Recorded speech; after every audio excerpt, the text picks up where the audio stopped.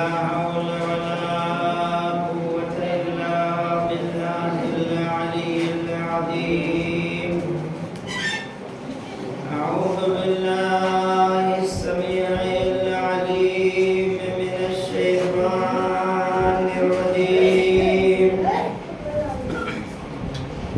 بسم الله الرحمن الرحيم حسبنا الله وكيل نعم المولى ونعم النصير بسم الله الرحمن الرحيم الحمد لله الذي قبل هدانا لهذا وما كنا لنهتدي لولا أن هدانا الله لقد جاءت رسل ربنا بالحق والصلاة والسلام على خيرة خلقه أجمعين حبيبنا إلى العالمين الذي سمي في السماء بأحمد وفي الأرض بأبي القاسم المصطفى محمد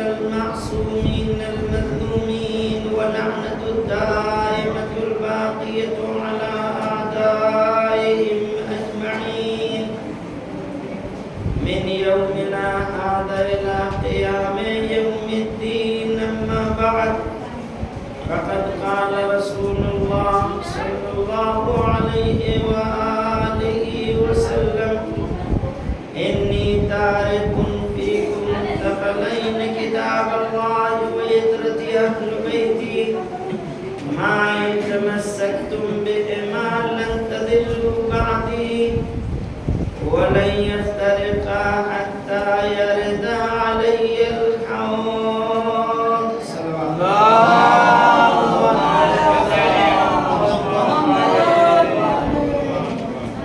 آئیے سب مل کے جو لوگ بول رہے ہیں نہیں بول رہے سب مل کے بول رہے ہیں جو لوگ بول رہے ہیں وہ خاموش ہو کے ذرا بول رہے ہیں بسم اللہ الرحمن الرحیم اللہم کل ولیک الحجت ابن الحسن صلواتک علیہ وعلا آبائہ فی هذه الساعة وفی کل ساعة ولیا وحافظا وقائدا وناصرا ودليلا وعينا حتى تسكنه أرضك طوعا وتمتعه فيها طويلا اللهم صل على محمد وآل محمد وعجل فرجهم اگر کچھ کام ہو رہا ہے تو مجلس سے پہلے ہو بیچ میں کرنے کا مقصد نہیں ہے مجلس سننے کی چاہیے نہیں اگر کام ہے تو ہم رک جائیں پھر وہ پہلے کام ہو جائے ڈانٹیے نہیں اللهم صل على محمد وآل محمد وعجل فرجهم ایک مرتبہ سورہ حمد 3 مرتبہ سورہ اخلاص کی تلاوت فرما کر آپ حضرات ان مرحومین کو معصوم علی بن یوسف علی منجابی بنت ارشاد علی یوسف علی بن غلام علی ارشاد بنت غلام حسین زرینہ بی بنت اسفن بیمار لالی بی بنت ولی محمد اور جملہ مومنین مومنات آپ اپنے مرحومین حاضرین کے اموات جملہ جتنے شہداء اسلام ان کی روح کو علماء اعلام مراجع کرام کی روح کو بخش دیں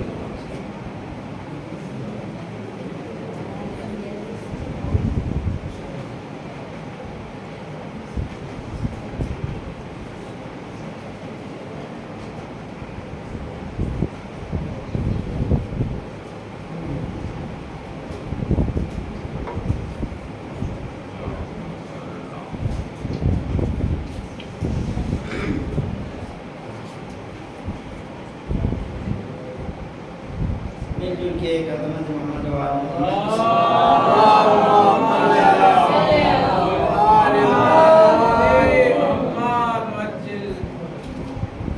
عزیزان محترم معزز سامعین، عزاداران ابا عبداللہ الحسین علیہ السلام،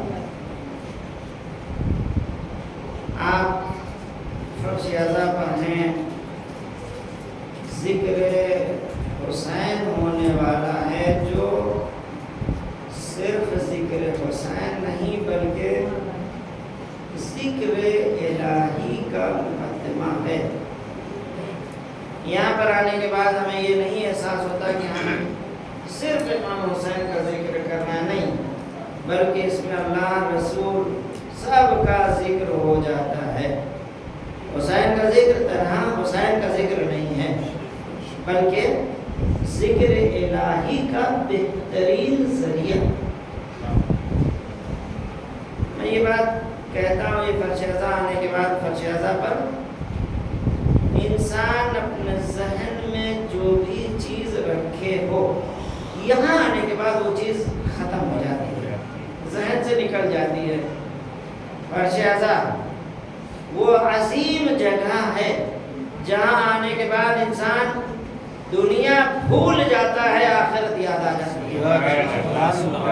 انسان اپنے مقاصد کو بھول جاتا ہے، مقصد حسین کو یاد کرتا ہے۔ اور پھر یہ جو اتنے پرچم، علم اور یہ بینرز جو لگے ہیں نا، وہ ہمیں یاد دلاتے ہیں کہاں آئے ہو۔ یہ بڑی عظیم جگہ ہے جہاں سے تمہیں آخرت یاد آتی ہے۔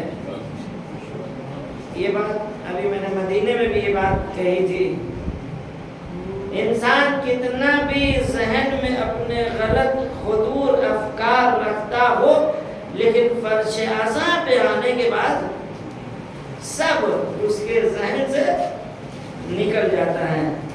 اب اگر اتنی جگہ اچھی جگہ میں ملی ہے، بابرکت مقدس جگہ، تو ہمیں یہاں اپنے دلوں کو اور منور کرنے کی ضرورت ہے۔ ہم اپنے فکر کو، اپنی عقلوں کو، اپنے عقیدے کو بہترین بنا سکتے ہیں۔ آخر اس فرش اعضا کے بچھانے کی وجہ کیا ہے؟ اس کا سبب کیا ہے؟ مقصد کیا ہے؟ بھائی یہ فرش اعضا جو بچھا رہا ہے، اس کا فلسفہ کیا ہے؟ صرف آئی رو لیجئے، ہاں رونے کے لیے ہے۔ یہاں سے آپ کو ہدایت ملے گی۔ ان الحسین مصباح الہدی و سفینۃ النجاۃ، کیا ہے ترجمہ اس کا؟ سنتے رہتے ہیں۔ چراغ ہدایت کا نام ہے حسین ابن علی۔ نجات کی کشتی اگر کسی کو کہا جائے تو وہ ہے حسین ابن علی۔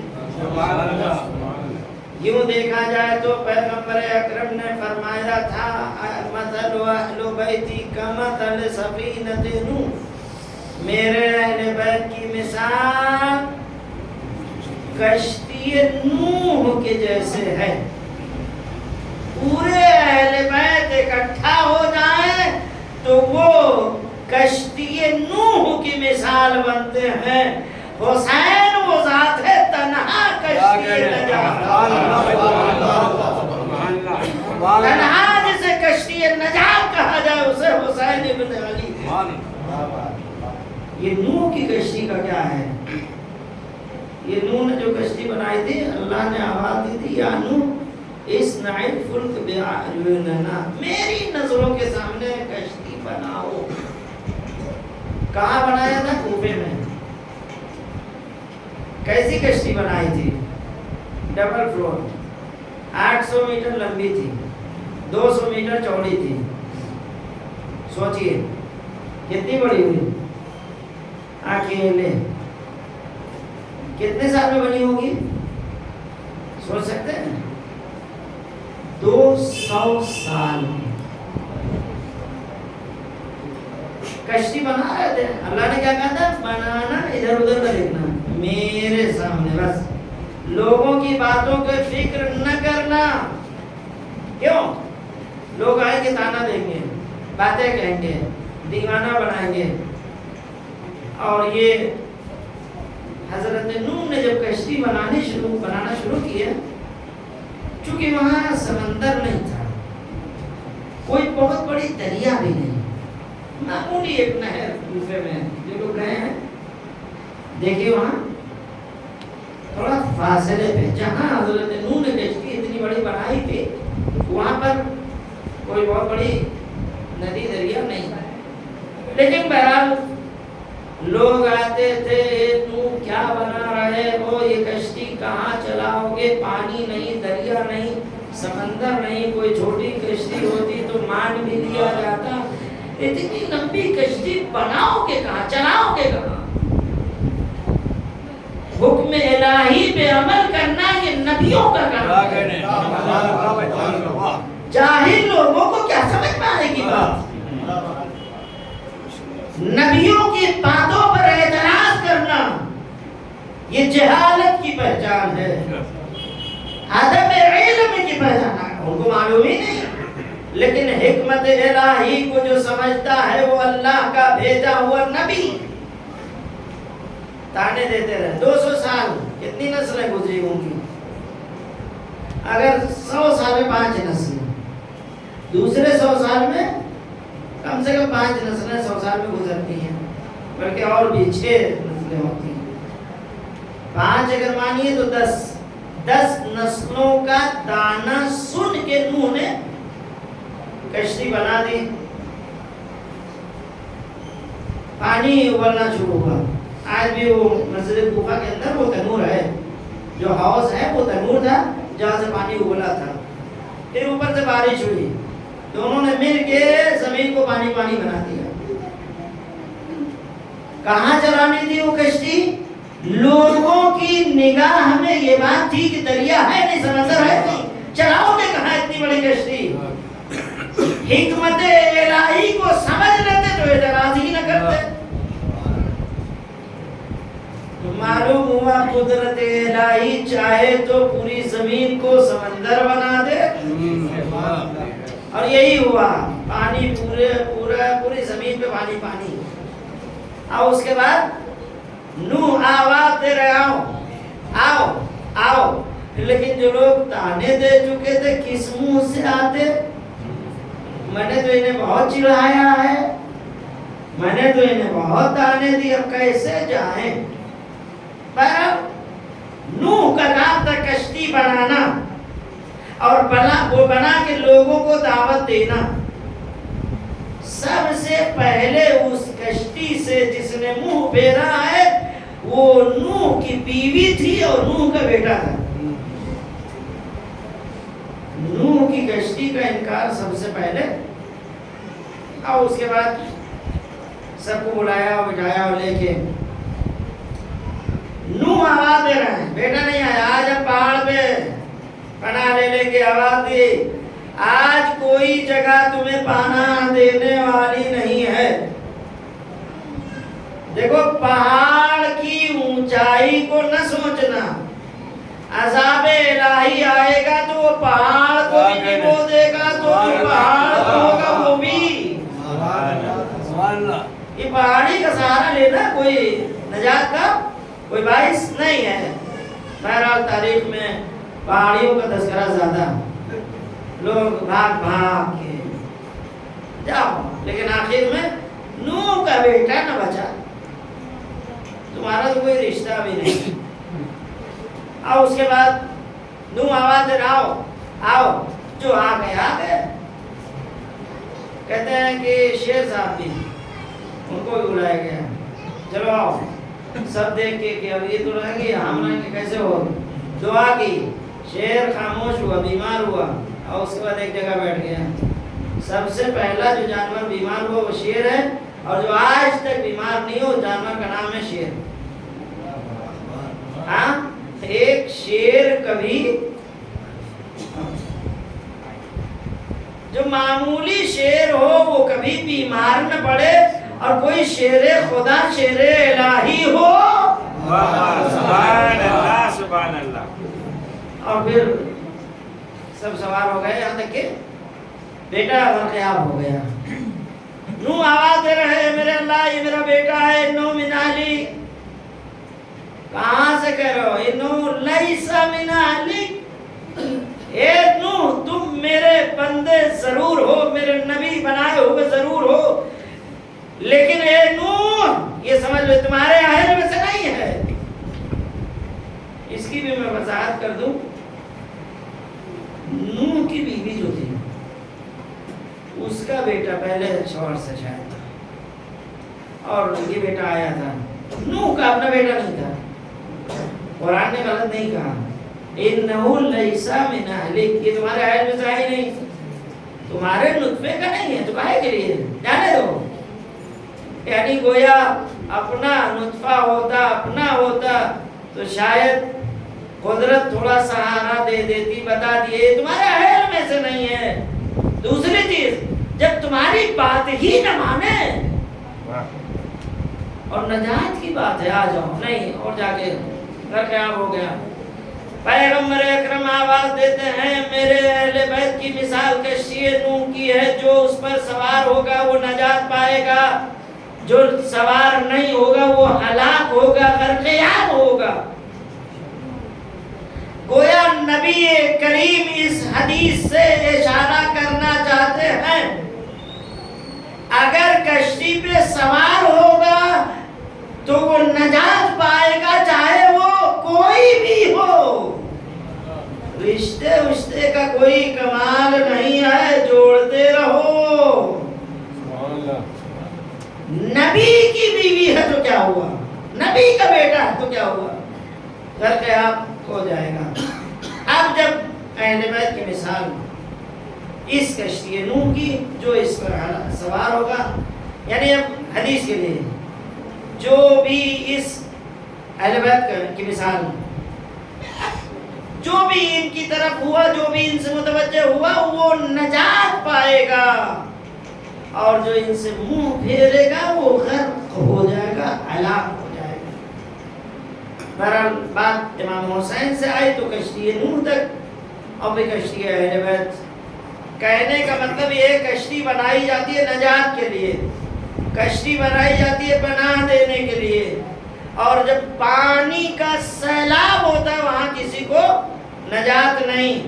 لیکن اہل بیت کی مثال صرف یہ کہ مثلا اہل بیتی کا مطلب سفینۃ نوح, فمن رکبها نجا ومن تخلف عنها غرق وهوى. لیکن امام حسین علیہ السلام کے لیے جو پیغمبر نے فرمایا ان الحسین مصباح الہدی وسفینۃ النجاة, یعنی چراغ ہدایت بھی ہے اور نجات کی کشتی بھی ہے. پورے اہل بیت جن کے لیے پیغمبر نے یہ ارشاد فرمایا میں تمہارے درمیان دو گراں قدر چیزیں چھوڑ کے جا رہا ہوں, اگر تم ان دونوں سے متمسک رہو گے تو کبھی ہرگز گمراہ نہیں ہوگے. اور یہ دونوں ایک دوسرے کے ساتھ رہیں گے, جدا ہونے والے نہیں ہیں, اور یہ دونوں حوض کوثر پر مجھ سے ملنے والے ہیں. اتنی بڑی گارنٹی کے ساتھ کوئی یہ بات نہیں کہتا. نہیں معلوم جو فکر اور عقیدہ رکھنے والے, یہ نبی تو چلا گیا بس, نبی ابھی جنت البقیع میں یہی بات ہے, مدینے میں یہی بات ہے, مر گیا ختم. خیر تم نہیں مر گئے, تمہارے دادا نہیں مر گئے, کیوں اس نبی کو لے کہہ رہے ہو کہ اگر فرض کیجئے مر گئے, نعوذ باللہ نعوذ باللہ. یہ آج جو ہم لوگ اشہد ان محمد رسول اللہ جب یہ سن ہی نہیں رہے ہیں, جب یہ ہماری آواز وہاں تک جا ہی نہیں رہی ہے, پوری دنیا کیوں اشہد ان محمد رسول اللہ کا کلمہ پڑھ رہی ہے؟ سوال. اس کا مطلب یہ ہے کہ اذان میں اشہد ان محمد رسول اللہ جو ہم کہہ رہے ہیں, پیغمبر اکرم ہماری آواز کو سن رہے ہیں. دوسری چیز اشہد ان محمد رسول اللہ کا مطلب کیا ہے؟ آج اللہ کے رسول ہیں یا تھے؟ کیا معنی کریں گے؟ ہیں تھے تو ٹھیک ہے، مان لیا کہ نہیں ہے، لیکن آج بھی ان کی رسالت قیامت تک، یا تو اللہ کی بات کو تم نے نہیں مانا، یا تو تمہاری جہالت اور لا علمی اس حد تک آ گئی کہ تم نبی کی رسالت اور نبوت کا تم کلمہ پڑھ رہے ہو، اس پڑھنے کا کوئی فائدہ نہیں۔ نماز پڑھتے ہیں، تشہد پڑھتے ہی نہیں، تشہد میں ہمارے یہاں ان کے یہاں دونوں برابر ہے، کیا ہے؟ اشہد ان لا الہ الا اللہ و اشہد ان محمدا عبدہ و رسولہ، السلام علیک ایھا النبی، پڑھتے ہیں کہ نہیں؟ وہ بھی پڑھتے ہیں، ہم بھی پڑھتے ہیں، بھائی متفقن علیہ ہے، کم سے کم اس جملے سے تو لے لو، سبحان اللہ، کس کو سلام کر رہے ہو؟ اگر یہ ہماری آواز کو نہیں سن رہے، ہماری آواز وہاں تک نہیں جا رہی ہے، ہمیں تم اتنے نزدیک ہو کہ تم انکار کر رہے ہو، مدینے میں رہ کے یہ تو مر گئے، ہماری آواز نہیں سن رہے، یہ تو مر گئے، ہماری آواز، نعوذ باللہ، خاکم بدا۔ لیکن یہ سمجھ لو کہ اگر نماز میں السلام علیک ایھا النبی کہہ رہے ہو، اس کا مطلب ہے کہ ابھی بھی ان کی رسالت ہے، ابھی بھی ان کی نبوت ہے، سبحان اللہ، سبحان اللہ، قیامت تک چلنے والی ہے۔ چلیے ہم نے امامت کو مان لیا، تم نے تو امامت کو بھی نہیں مانا، تو کم سے کم اپنے عقیدے کی لاج رکھتے ہوئے رسالت کو تو مان لو۔ ہم امامت کو مان رہے ہو، تم نہیں مان رہے ہو، تو کم سے کم رسالت کو تو مانو۔ امامت ہے سلسلے کی جہاں اختتام نبوت و رسالت، وہاں امامت کا آغاز ہے۔ اچھا، تو یہ حدیث ہمیں گارنٹی دے رہی ہے کبھی گمراہ نہیں۔ پیغمبر اکرم کو ڈر تھا، خوف تھا اس بات کا کہ میرے بعد یہ میری قوم یہ گمراہ ہو جائے گی، میری امت گمراہ، پوری امت کی گمراہی کا پورا خطرہ محسوس ہو گیا تھا، اس لیے فرمایا تھا میں تمہارے درمیان دو چیزیں، اور نبی کی زندگی ہی میں وہی انکار ہو گیا تھا۔ جب کہا تو لاؤ میں قلم کاغذ لکھ دوں، تو وہیں پر آواز آئی تھی ہمارے لیے کافی ہے قرآن۔ ارے قرآن کافی ہونا اور ہے، قرآن تو کافی ہے ہی، لیکن قرآن کب کافی ہوگا؟ قرآن سمجھنا، سمجھے کہ کہاں سے؟ کوئی استاد ہونا چاہیے، بغیر استاد کے آپ کتاب معمولی سی نہیں سمجھ سکتے۔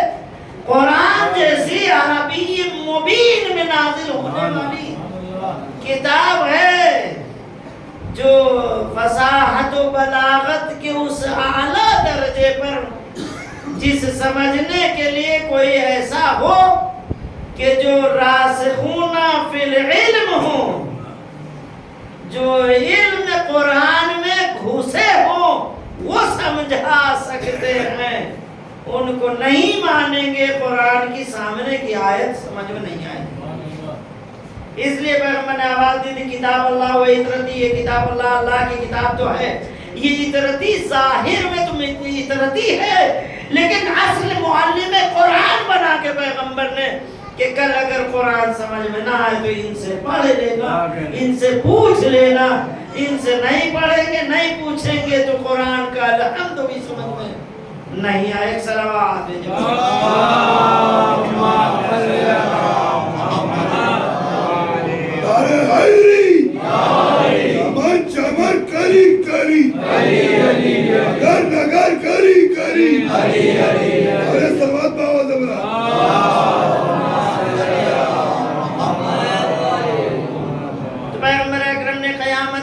ہدایت کے لیے ذمہ داری اپنے ہاتھوں پہ اٹھا کے بتایا، من کنتو مولا ہو فہذا علی المولا، یہ تو ایک، پھر وہیں پر وہ پورا سلسلہ بتا دیا تھا، یہ علی ہیں، اس کے بعد حسن ہے، حسین ہے، علی ابن الحسین ہیں، محمد باقر ہیں، سب کے نام، یعنی گویا ہم نبی کو اپنے جیسا اگر سمجھے، لیکن غدیر میں نبی نے بتا دیا ہم تمہارے جیسے نہیں ہیں، ہمارے اوپر فرشتے نازل ہوتے، ملائکہ آتے، آیات الہی نازل ہوتی ہے، پیغمبر ہمارے پر کون سی آیت نازل ہوتی ہے؟ ایک بھی آیت نہیں، ایک بھی فرشتہ، ایک فرشتہ آتا ہے تو ہم سو جاتے ہیں، اس فرشتے کو نہیں برداشت کر پاتے۔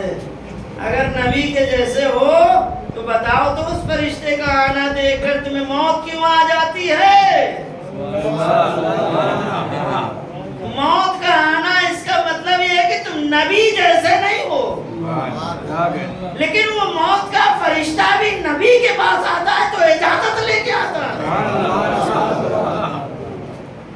اس کی بیٹی قدر اس کے دروازے جیسے نہیں ہے تو ہم نبی جیسے، وہ عقل اول ہے، وہ قلم اول ہے، وہ خلق اول ہے، وہ خلق اول ہے، وہ حبیب کبریا ہے۔ نبی کی ذات نہیں پہچان سکتے، ان کی اولاد کو نہ سمجھ سکو، نبی کو سمجھنا بہت مشکل ہے۔ یہ سلسلہ چلتے چلتے جو مناسبت اسی حدیث ثقلین میں اطرتی کی ایک کڑی امام رضا علیہ السلام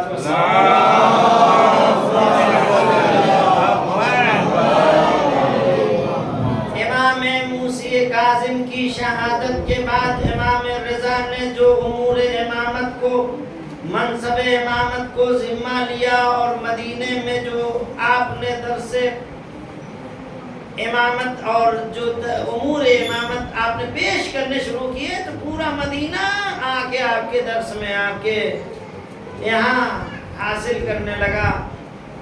کہتے ہیں ہارون رشید عباسی خلیفہ جس نے امام موسی کاظم کو زہر دیا تھا، چونکہ امام موسی کاظم کی شہادت کا اتنا بڑا اثر ہوا تھا پورے مدینے میں کہ حاکم وقت کو خاموشی اختیار کرنی پڑی، یعنی جو حکمت عملی امام موسی کاظم نے پیش کیا اور اس حکمت عملی کی بنیاد پر ہارون نے زہر امام موسی کاظم کو دیا اور 14 سال قید خانے میں رکھا۔ کہتے ہیں وہ ظلم ایسا تھا کہ جس کا اثر حکومت وقت کے اوپر پڑا، جس میں اس کو صفائی دینی پڑی۔ دیکھ لو ہم نے ان کو زہر وغیرہ نہیں دیا، ارے بھائی کاہے کے لیے صفائی دے رہے ہو؟ لیکن بہرحال چور تھا تو صفائی دینا۔ تو امام موسی کاظم کی شہادت کا اثر، اب جب امام رضا نے امور امامت کو سنبھالا اور مدینے میں جو درس اور آپ نے امور امامت کو پہنچانا شروع کیا تو جو درباری کچھ تھے چمچے، انہوں نے جا کے کہا آپ کیا کر رہے ہیں؟ دیکھیے یہ امام رضا جو امامت سنبھالے ہوئے ہیں اور یہ اپنا کام کر رہے ہیں، آپ کچھ انہیں بول نہیں رہے، انہیں روک نہیں رہے ہیں۔ امام موسی کاظم کی شہادت کا اثر اس قدر ہو گیا تھا حکومت وقت پر، جب لوگوں نے جا کر ہارون سے کہا کہ آپ کیوں خاموش ہیں، تو ہارون نے برجستہ کہا تھا تم لوگ کیا چاہتے ہو؟ میں تلوار اٹھاؤں اہل بیت کو سب کا قلع کما کر دوں؟ کیا تم چاہتے ہو؟ یعنی یہ خوف تھا امام وقت کا، جو کام امام نے کیا تھا۔ بھائی وہ حکومت ان کے پاس تھی، اقتدار ان کے پاس تھا، ساری چیزیں ان کے پاس، ان کو ڈرنے کی کیا ضرورت ہے؟ لیکن ہمیشہ ہمیشہ خاموش امام سے ڈر کے بتایا ہے ان کی حکمت عملی اگر کام آ گئی تو ہماری حکومت ختم ہو جائے گی۔ اور پھر ان کے بیٹے نے جو حکومت خراسان میں ملی اور وہاں پر سب سے پہلا کام اس نے کیا، ایک سازش کے تحت امام رضا کو دعوت دی مدینے سے، اور وہ لینے کے لیے 150 لوگ آئے اور بڑے شان سے خراسان بلوایا. لوگوں کو اعتراض ہوا مامون سے کہ آپ نے امام رضا کو کیوں بلایا ہے, اور اعلان کیا میں تخت خلافت انہیں دوں گا. لوگوں کا اور اعتراض پڑا, کہے کے لیے؟ مامون نے کہا سازش کی. مامون نے کہا کہتے ہیں اہل بیت بہت اللہ والے ہیں, عبادتوں میں رہتے, محراب میں رہتے ہیں, بس میں یہ ثابت کرنا چاہتا ہوں کہ جب حکومت مل جاتی ہے اہل بیت عبادتوں سے دور ہو جاتے ہیں. یہ سازش. جب امام رضا وہاں سے آئے اور خراسان پہنچے, مامون کو خبر ملی, آ گئے, اپنا تاج چھوڑ کے تخت سے بھاگا ہوا آیا. لوگوں نے دیکھا ہے اتنی محبت امام رضا سے. اب آ کے کہتا ہے اے میرے چچا زاد بھائی, اے میرے چچا زاد بھائی, ابنام کہہ کے بڑی الفت. ایک چیز اور تاریخ میں لکھی ہے کہ مامون بہت علم دوست تھا. اس کے زمانے میں فلسفے کے بہت کتابیں اور قرآن پہ بہت کام ہو. تاریخ کا بڑا ایک انوکھا, چونکہ علم دوست تھا اور اسی چیز سے ثابت کرنا چاہ رہا تھا. خیر, اس نے امام رضا سے بڑی محبت و الفت کا اظہار کیا, اور اس کے بعد یہ جب اعتراض ہوا کہ کاہے کے لیے, اس نے کہا سازش یہ ہے. امام رضا کون ہیں؟ امام وقت ہیں. جنہیں وقت کی سازشوں کا علم نہ ہو, ہمارے عقیدے سے وہ امام نہیں. اب جب مامون نے بڑی الفت محبت دکھائی, بلایا, اپنے بغل میں بٹھایا, اور اس کے بعد کہنے لگا فرزند رسول آپ کس خاندان سے ہیں یہ مجھے معلوم, آپ کا بڑا شرف, آپ کی بڑی عظمت, میں چاہتا ہوں خلافت آپ کو دے دوں اور آپ اس کی باگڈور اپنے ہاتھوں میں لے لیجیے. اب جب مامون نے بڑی الفت و محبت سے اس کا اظہار کیا, امام رضا آباد دو سوال کیا.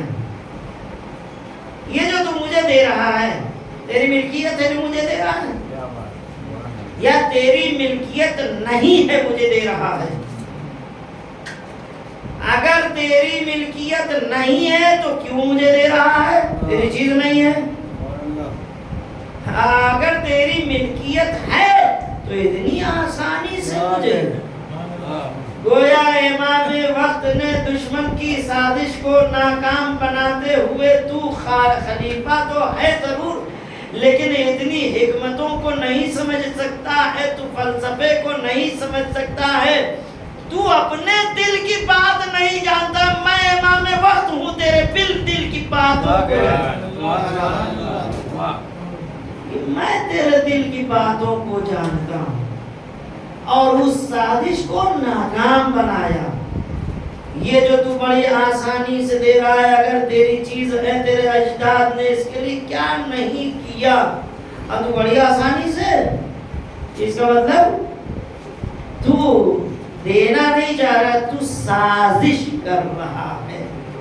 دوسری چیز, اگر یہ تیری چیز نہیں ہے کیوں دے رہا ہے مجھے؟ تیری ملکیت تو نہیں ہے. میرے پاس کوئی چیز ہو, کسی سے لے کے دے دوں, آپ کہیں گے آپ اپنی چیز دیجیے مولانا, یہ دوسروں کی چیز کیوں؟ دوسرے کی چیز پہ حق جتانا یہ صحیح نہیں ہے. لہذا ہم ایک سلوات بھیجیں.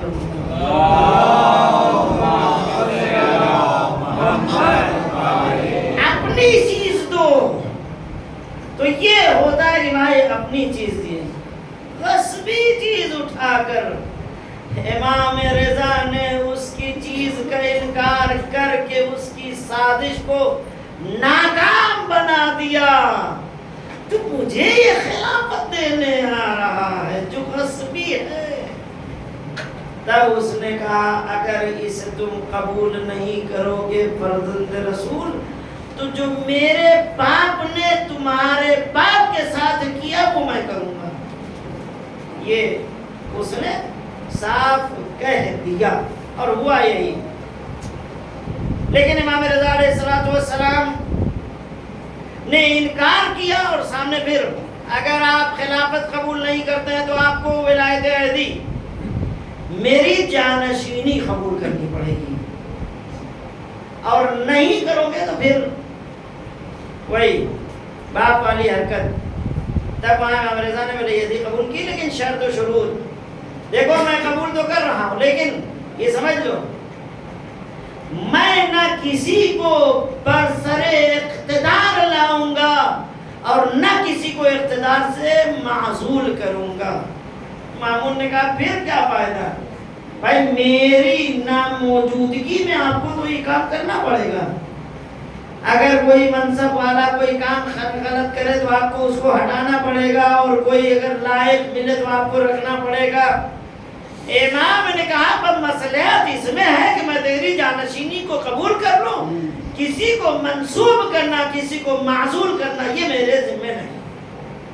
اور بس امام رضا نے وہاں پر، اب جو لوگ نہیں سمجھتے تھے اپنے لوگ، دیکھیں اپنا ہو جانا محبت کا دعویٰ کر دینا کمال نہیں، معرفت امام میں سر جھکا کے امام وقت کے کاموں کو قبول کر لینا یہ اصل محبت ہے۔ امام حسین کو مشورہ دینے والے بہت آئے تھے، کہے جا رہے ہیں، کیوں جا رہے ہیں؟ ارے نہ جائیے وہاں، جا رہے ہیں تو بچوں کو نہ لے جائیے، جا رہے ہیں تو یہ عورتوں کو نہ لے جائیے۔ ارے بھائی تمہارے سمجھانے سے امام نہیں سمجھے گا، تم نے کون سی بات امام وقت کی مانی ہے کہ امام وقت تمہاری بات مانے؟ آ گئے لوگ سمجھانے کے لیے، کائے کے لیے؟ امام رضا سے۔ یہ آپ نے باطل حکومت کی جو جانشینی قبول کی، کائے کے لیے؟ امام رضا آواز دیتے ہیں تم اگر یہ باطل سمجھتے ہو تو یوسف نبی اللہ عزیز مصر بنے تھے، کون سی حکومت تھی؟ حق حکومت تھی یا باطل؟ باطل حکومت میں عزیز مصر بن کے خزانہ دار حضرت یوسف بنے ہیں، وہ یوسف تھے، ہم فخر یوسف ہیں۔ وہ اگر جانشینی قبول کر سکتے ہیں امین وحی الہی بن کے، تو میں بھی مصلحتوں کے تحت جانشینی قبول کیا، اور اس کے بعد بتا دیا قبول تو کیا، لیکن وہ دربار جو ملا تھا بہترین ریشمی پردے لگے ہوئے جہاں پر حکومت کی شاہی انداز۔ امام رضا نے آواز دی ہے تو نے جو مجھے گھر رہنے کے لیے، میں نہیں چاہوں گا وہاں رہنا، اگر مجھے وہاں رہنا ہی نہیں، میں وہی مسجد جو ہمارا ٹھکانہ جہاں پر ہم سوتے تھے، جہاں پر ہم رہتے تھے، یہ سازش کو ناکام بناتے ہوئے امام رضا نے آواز دی، تو سمجھ رہا تھا کہ ہم حکومت پا کے بدل جائیں گے؟ اے سازش کرنے والے ذرا پہچان ہم کون ہیں؟ میں تیرے دربار کو قبول نہ کروں تو تیری اس سازش کے اوپر میں کیسے؟ پھر حکومت وقت وہ دیکھا، اچھا امام رضا کو یہ جانشینی دی کیوں؟ خلافت کے لیے دعوت کیوں دی؟ سوال یہ ہے، خراسان جہاں پر علویین، جہاں پر فاطمین کی بڑی کثرت تھی، اور وہ لوگ کبھی کبھی حکومت کو ڈر تھا اگر ان کو نہیں ملا کے چلیں گے ہمارے خلاف اٹھ جائیں گے تو ہماری حکومت ختم ہو جائے گی۔ معلوم ہے ان فاطمین اور ان علویین کو سمجھانے کے لیے امام رضا کو مدینے سے بلایا اور ان کو خلافت کی دعوت دی تاکہ ان کو اپنے خلاف اٹھنے سے روک سکے۔ اچھا امام رضا نے جو قبول کیا کیوں؟ ہمارے بعض لوگ مسئلہ کو نہیں سمجھتے اور فوراً اعتراض کر دیتے ہیں۔ امام رضا نے جو جانشینی قبول کی ہے وہ اس لیے کی، بتایا ایک نے جب آپ اعتراض کیا کہ فرزند رسول آپ اہل بیت میں سے ہیں اور آپ نے اس کی حکومت کو، اس کے جانشینی کو قبول ولی عہدی قبول کیوں کیا ہے؟ امام رضا آواز دیتے ہیں بتاتا ہوں، اگر میں یہ حکومت اور یہ جانشینی قبول نہ کرتا شیعوں کا خاتمہ ہو جاتا خراسان سے۔ یعنی امام وقت حکمتوں کو سمجھتا ہے، فلسفہ الہی کو، تب جا کے کہیں اب جب حکومت نے دیکھا کہ یہ بن گئے تو کیسے حکومت کو اور آگے بڑھایا جائے، معلوم ہوا وہ سکہ امام رضا کے نام علی ابن موسی رضا سکے کے اوپر، گویا حکومت باطل اگرچہ اپنے کو باطل سمجھتی ہے لیکن وقت دیکھنے پر امام وقت کو جیسے پہلی حکومتوں نے علی کا سہارا لیا، حسین کا سہارا لیا، ویسے ہی اس حکومت نے امام رضا کا سہارا لیا۔ اور کل علی نے خلافت ٹھکرا کے بتایا تھا میرے قدموں کے نیچے میرے چپل جوتی کے برابر بھی نہیں۔ امام رضا نے بھی اس خلافت کو قبول نہ کر کے بتایا میں خلیفہ نہیں بنوں گا، بتایا کل میرے جد نے بتایا تھا کہ میری جوتی کے برابر بھی نہیں، تو پوتا بتائے گا نا کہ جب پوتے میں یہ جذبہ ہے تو دادا میں کتنا جذبہ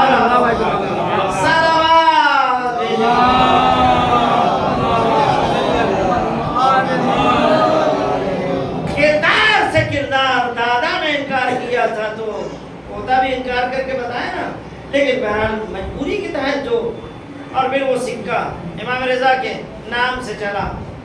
لیکن امام رضا علیہ السلام نے جو خراسان میں کام کیا، آخر میں حکومت کو مجبور ہو کر زہر دینا پڑا۔ وہ جو کہا تھا میرے باپ نے جو آپ کے باپ کے ساتھ کیا وہ میں آپ کے ساتھ، وہ آخر وہی ہوا، بلایا، دعوت دی، اور وہ جو انگور میں زہر دے کر اور آمادہ کیا تھا امام رضا کے لیے، امام وقت کو پتا تھا یہ کیا ہے، کس لیے اتنی خصوصی دعوت میری اور مجھے بلا کر اکیلے میں اور یہ کھلایا جا رہا ہے۔ کہتے ہیں امام رضا گئے اس حجرے میں، اور جانے کے بعد وہ جو زہر آلود انگور تھا اسے رکھا گیا سامنے، امام رضا نے اٹھایا۔ امام رضا کو رضا اسی لیے کہتے ہیں راضی برضائے قدر قضائے الہی، اس لیے رضا کہتے ہیں۔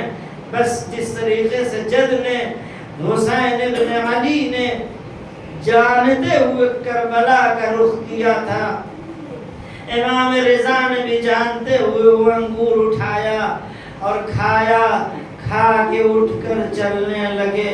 مامون نے کہا کہاں جا رہے ہیں؟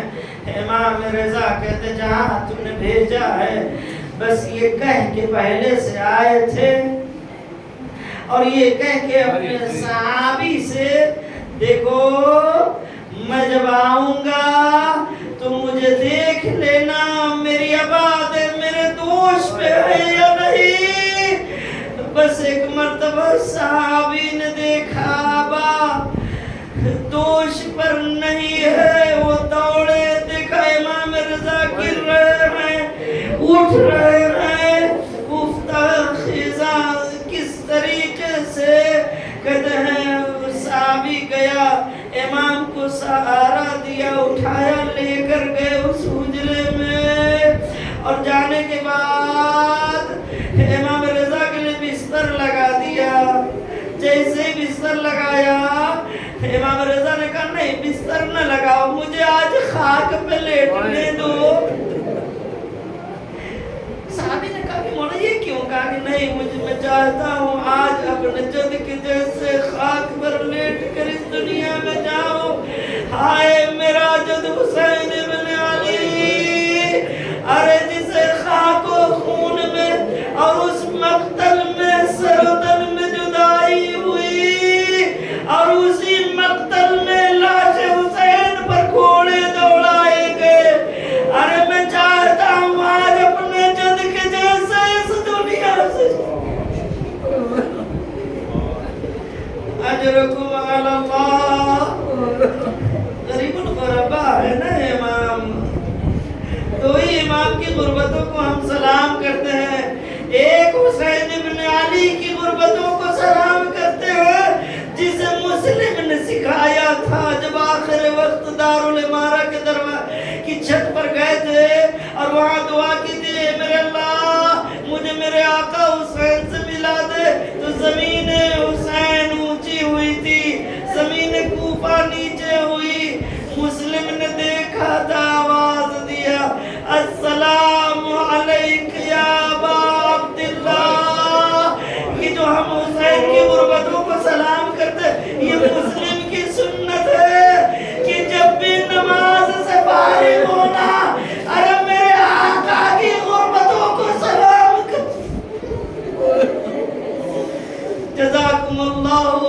خیر الجزا۔ دوسری غربت امام رضا کی ہے، کہتے ہیں جب فرزدق وہ مرثیہ پڑھنے لگے، پڑھتے پڑھتے وہ مصائب کے جملے امام رضا نے آواز دی، اے دیوبل یہ شعر ذرا بڑھا دو کہ کوئی مدینے میں ہوگا تو کوئی نجف کربلا میں ہوگا، اے دیوبل یہ شعر بڑھا دو، ایک گلاب کا ٹکڑا خراسان میں ہوگا جو غربتوں میں۔ اجرکم اللہ۔ امام رضا نے وصیت کرنی شروع کی، کیسے وصیت کوئی ہوتا تو نا، کہتے ہیں امام محمد تقی 9 سال کی عمر یا 8 سال کی عمر ایک حجرے میں تھے، کہنے لگ جاؤ ذرا بلا کے لے آؤ۔ وہ صحابی گیا حجرے میں، امام رضا کے بیٹے امام محمد تقی جو اعجاز حاضر ہوئے تھے، بس امام محمد تقی کو صحابی لے کر آیا، کہتے ہیں جیسے امام نے اپنے بیٹے کو دیکھا سینے سے لگایا اور ساری وصیتیں کی، اے میرے لالا عالم غربت میں ہر میں دنیا سے جاؤں گا، اے میرے لالا تمہیں تنہا غسل کفن دینا ہوگا، اے میرے لالا تمہیں عالم غربت میں یہ یتیمی برداشت کرنی ہوگی، اے میرے لال تم تنہا، ارے یہ لوگ سہارا دیں گے۔ کہتے جب شہادت ہو گئی امام رضا کی، امام محمد تقی نے غسل دیا، کفن پہنایا، بابا کو دفن کیا۔ اے مولا، ارے عالم غربت میں ضرور تھے، لیکن کم از کم آپ کے بیٹے نے آپ کو غسل و کفن دیا۔ اے امام جواد، عالم غربت میں تنہا ضرور، لیکن کم سے کم باپ کو آپ نے غسل و کفن دیا۔ ہائے سید سجاد۔ بس آخری جملہ، خواتین ہے نا، خواتین بھائی کا غم بہنوں کو بہت بڑا غم ہوتا ہے۔ میں ایک روایت سنا کے آپ کی زحمت کو تمام کر دوں گا، پھر جو پرسہ دینا ہو دے دیجئے گا، معصومین کو پرسہ دے دیجئے گا، یا اگر مشہد جا سکے اپنے دلوں کو لے جائیے۔ امام رضا اجرکم اللہ۔ امام رضا کا جنازہ دور سے چلا خراسان کی طرف، مشہد کی طرف۔ کہتے ہیں جب لاشا جنازہ لے کر لوگ چلے آئے، بڑا مجمع تھا، کہتے 200 خواتین آگے آئیں اور ان خواتین نے کہا امام رضا کا جنازہ ہمیں دو۔ سنیں گے کیا ہوا ہے؟ ان خواتین نے کیوں مانگا؟ کہتے ہیں لوگوں نے پوچھا کیوں؟ کہا میں نے سنا ہے، تمام خواتین کا یہ تھا، میں نے سنا ایک بہن ہے اپنے بھائی سے ملنے آ رہی تھی، وہ بہن خوب میں سو گئی، وہ نہ آ سکی اپنے بھائی کے جنازے پر، میں چاہتی ہوں، ہم لوگ چاہتے ہیں کہ اس بہن کی طرف سے ہم بھائی کے جنازے کو کاندھا دے دے، شاید بہن کو سکون مل جائے۔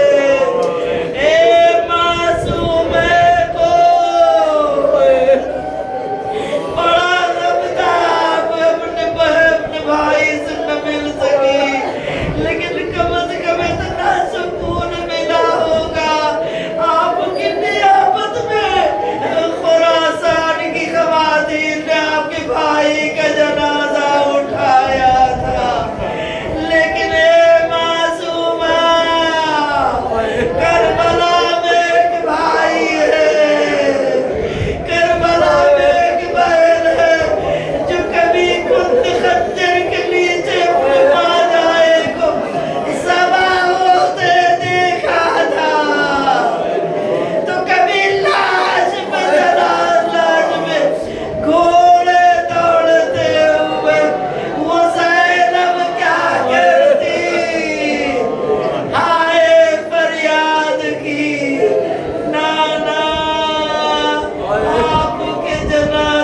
تقبل